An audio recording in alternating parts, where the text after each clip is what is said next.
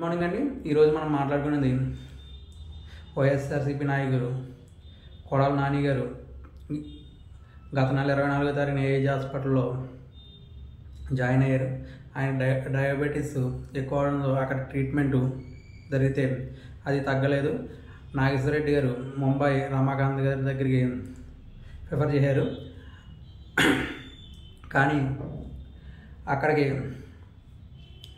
Last month వెళ్ళి 3 holes బ్లాక్లో ఉన్నాయంట. ఆ 3 హోల్స్ క్లియర్ చేసి హార్ట్ ఆపరేషన్ చేసి ఆయన్ని పంపిస్తారు. మరి అక్కడ కూడా సెట్ అవ్వకపోతే విదేశాలకి వెళ్ళే ఆలోచనలో ఉన్నారు. కానీ టీడీపీ సోషల్ మీడియా అంటుంది విదేశాలకు పారిపోయే అవకాశం ఉంది. ఇక్కడ రెడ్ బుక్లో నెక్స్ట్ పేరు ఆయనతో ఉంది కాబట్టి ఆయన 100% అరెస్ట్ అవుతారని ఉంది. ఇంతకీ రమాకాంత్ గారికి ఎందుకు ప్రిఫర్ చేశారంటే నాగేశ్వర రెడ్డి గారు ఆయన ఏషియాలోనే హార్ట్ సర్జరీ స్పెషలిస్ట్. ఆయన క్రితం మన్మోహన్ సింగ్ గారికి అలాగే ఎక్స్ మినిస్టర్ పిన్పే స్వరూప్ గారికి ఆపరేషన్ చేశారు ఆయన.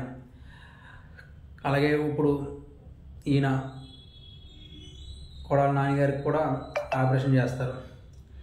ఇంతకీ వైఎస్ఆర్సీపీ నాయకులు ఒక్కొక్కరు పారిపోతున్నారు, జైలుకి వెళ్తున్నారు అంటున్నారు. కానీ అదేమీ లేదు.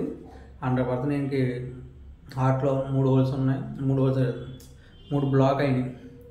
ఒకటే పని చేస్తుంది. దాని గురించి ఆపరేషన్ చేస్తున్నారు. ఆపరేషన్ సెట్ అయ్యాక మళ్ళీ ఆయన ఆంధ్రప్రదేశ్ హైదరాబాద్ వచ్చేస్తారు.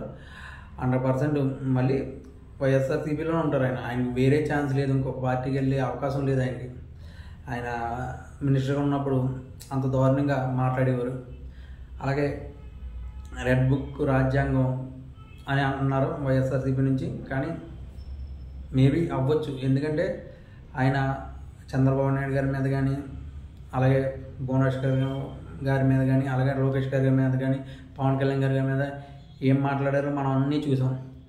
కానీ ఈవేళ ఆయన హాస్పిటల్లో ఆయన జాయిన్ అయ్యి అంతకంత అనుభవిస్తున్నారు. ఎందుకంటే రాజకీయంగా మనం ఎదగాలి అనుకుంటే ఎంత ఉండాలి అంత ఉండాలి. ఈవేళ వైఎస్ఆర్సీపీలో మేకపాటి ఫ్యామిలీ ఉంది.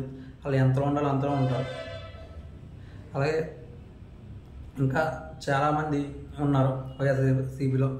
వాళ్ళందరూ కూడా వాళ్ళ స్థాయి తగ్గట్టే మాట్లాడతారు కానీ ఎక్కువగా మాట్లాడరు. అలాగే వీళ్ళు రోజా కానీ అంబటి రాంబాబు కానీ తువ్వాడ శ్రీనివాసరావు గారు కానీ వీళ్ళందరూ ఆ స్థాయి మరిచి మాట్లాడేవారు.